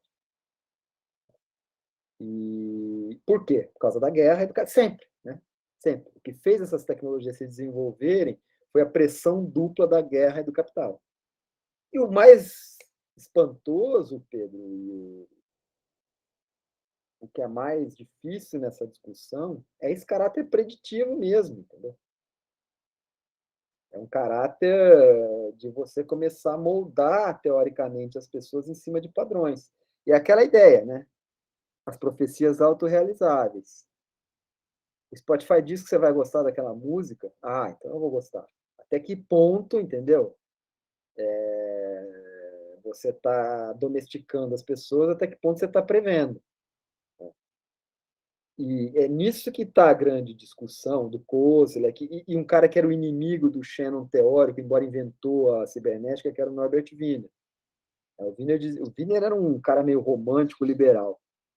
Olha, nós abrimos a caixa de Pandora. Nós estamos destruindo a humanidade. Porque nós estamos criando um sistema homeostático de regulação que o diferente vai sumir. Se o diferente some, uma das energias fundamentais para o capital, que nunca cria nada, ele só rouba, desaparece. Esse é o drama do capital. À medida em que ele vai diminuindo e destruindo a diversidade, ele vai o quê? Perdendo possibilidades de acumulação. Tem uma antropóloga otimista, Anna Tsing, que ela diz, ela é mais ou menos, né? Mais ou menos. O capital derruba um negócio, mas o novo pode surgir e dando novos sentidos e tudo mais. Então tem sempre esse debate, né? Se de fato essa entropia cultural, essa entropia, ela é irreversível mesmo, ou ela vai produzir um mundo muito esquisito que a gente só vai dar sentido lá na frente. Mas o drama existencial é esse mesmo, cara. Para quem teve uma existência analógica, né, que falar no telefone era uma coisa rara, esse mundo é muito diferente. Só que não é todo mundo que está nele, né? Tem uma galera gigantesca que não está nesse mundo ainda.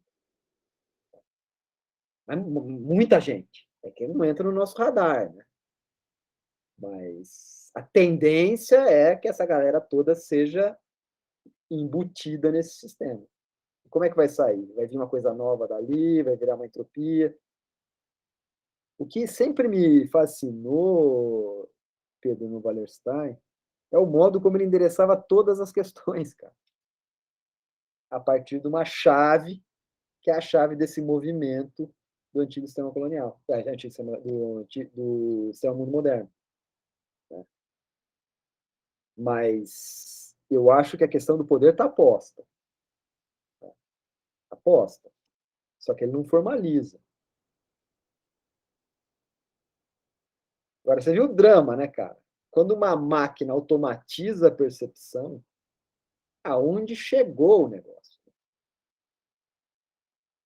Porque essa percepção maquínica, ela não precisa. O drama é. O Virilio, na verdade, está discutindo, seguindo o Benjamin. O Walter Benjamin estava pensando no quê? Como é que era essa tentativa de querer fixar as imagens? E ao fazer a foto, você tornou possível o cinema. O cinema criou um espaço ficcional autônomo que permite que você consiga mexer na realidade. Essas máquinas dão um passo muito além. Elas são uma espécie de segunda ordem. Porque, veja,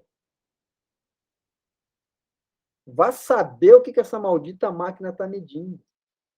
Se você está com um Apple Watch, ela está pegando a sua oxigenação do sangue, sua temperatura, o quanto que você mexe o braço, uma porrada de variáveis, em cima de uma série de outras variáveis que tem a ver com o condicionamento do seu comportamento. O sistema vai achar um padrão, e em cima desse padrão ele vai começar a gerar modelos. Coisa que uma pessoa não vai conseguir entender. Mas o sistema vai fazer isso. E a grande questão é, será que não é um novo oráculo? Que a máquina vai cuspir um negócio ali, você vai ter que aceitar, entendeu? Porque não tem como ver como ele chegou. Esse é o drama.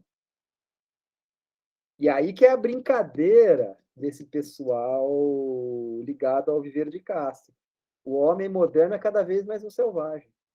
Acredita em oráculos, vive em mundos paralelos, ainda mais essa porcaria desse metaverso. Né? Ou seja, num certo, cada vez mais tribalista, porque você quer fazer sinais e criar comunidades fortes em cima de sinais, né? Modificar o corpo. Né? Então, é muito divertida essa discussão.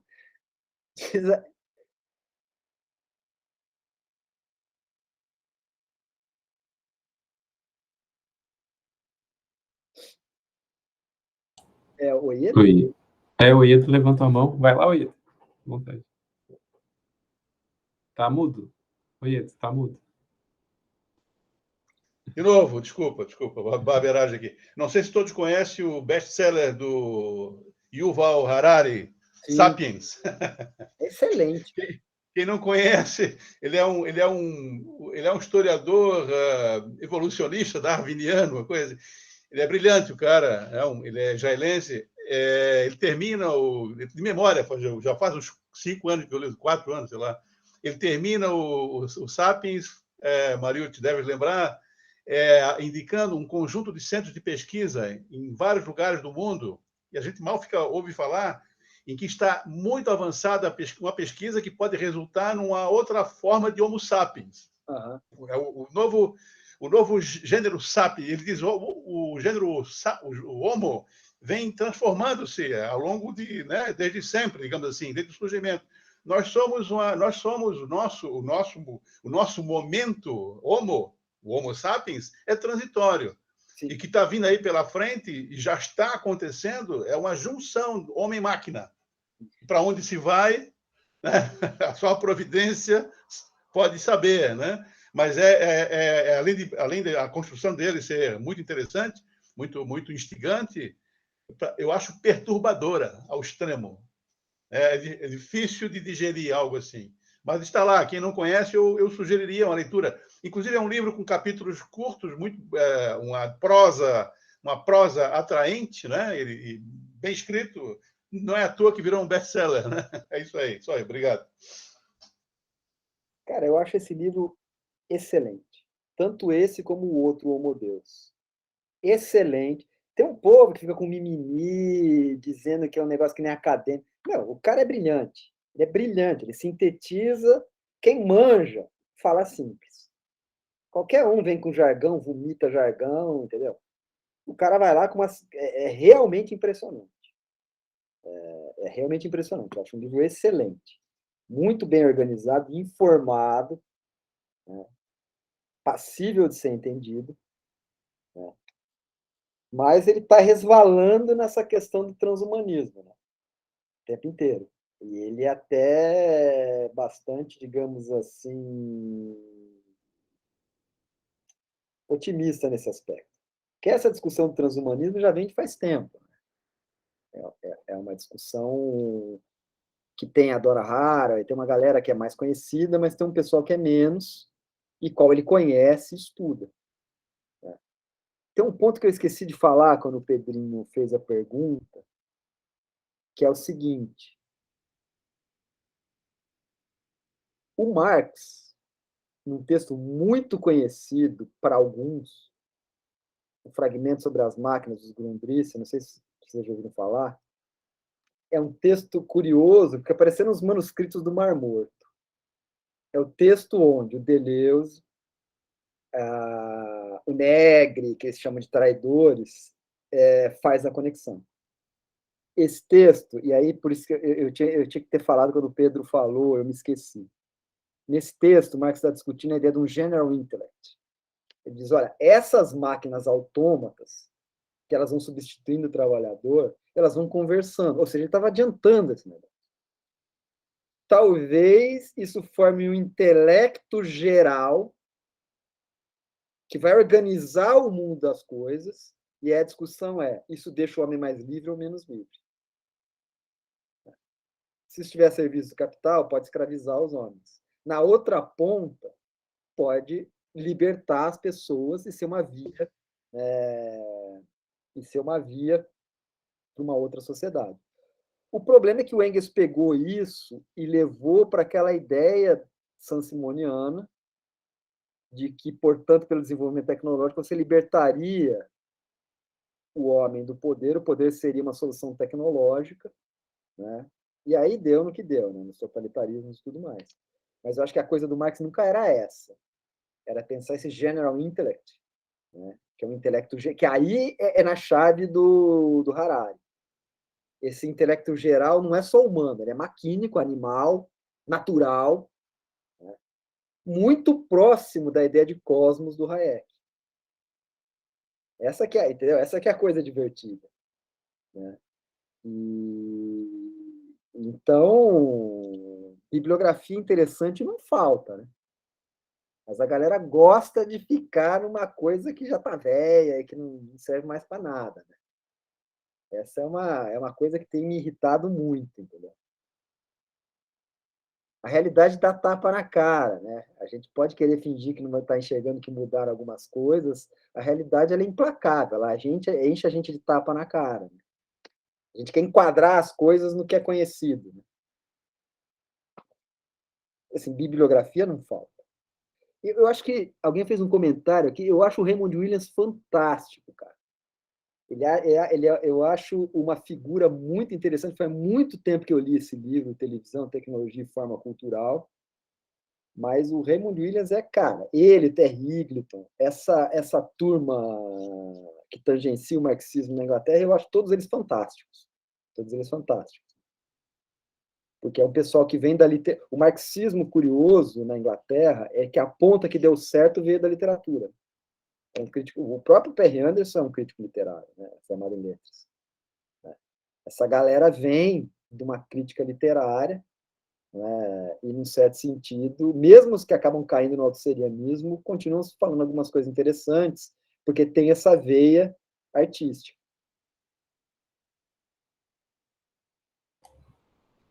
Tá certo, Mariucci. Excelente. Você quer falar mais? A gente está chegando aí no nosso horário das 16 horas. Se quiser fazer só um último comentário para encerrar, a gente tem 2 minutinhos. Pode ser? Cara, na verdade é só agradecer mais uma vez, né, cara? E assim, o que é legal no colóquio é que é bem mais aberto, e no certo sentido é fogo no parquinho, né? Eu acho que a coisa do sistema mundo sempre foi esse, né?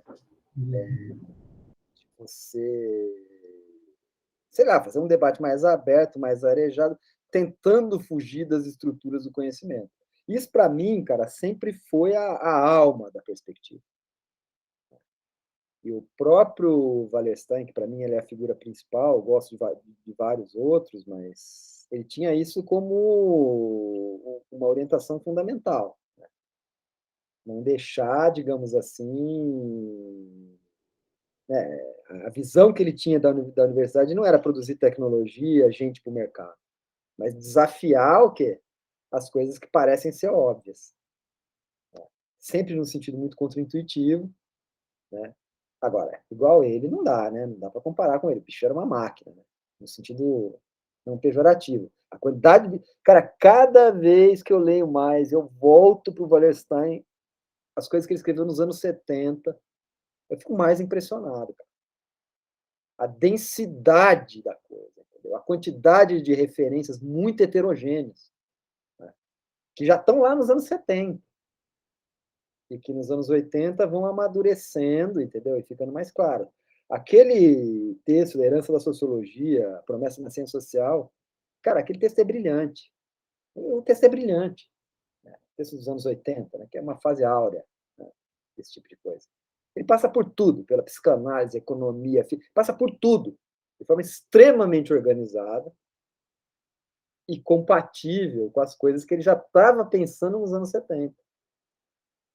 Eu sempre releio a introdução ao Modern World System 1, que é a coisa dos direitos civis. É o cara de 68, e que perdeu, né? Parece que aí perdeu. Foi enquadrado. Né? E aquela introdução, para mim, cara, sempre assim, eu dou uma olhada e falo, nossa, velho, como que era, né? Uma coisa inteligente, um cara, né? Mas é isso. E agradecer aí, pessoal, o debate e tal. Tá certo, então, Mariucci, a gente que agradece aí a tua colaboração, sempre ajudando a botar a discussão, como diz no futebol, em outro patamar, né? A gente agradece bastante. Agradece também a quem participou, fazendo perguntas, provocações, o Iedo, Pedro, Bruno.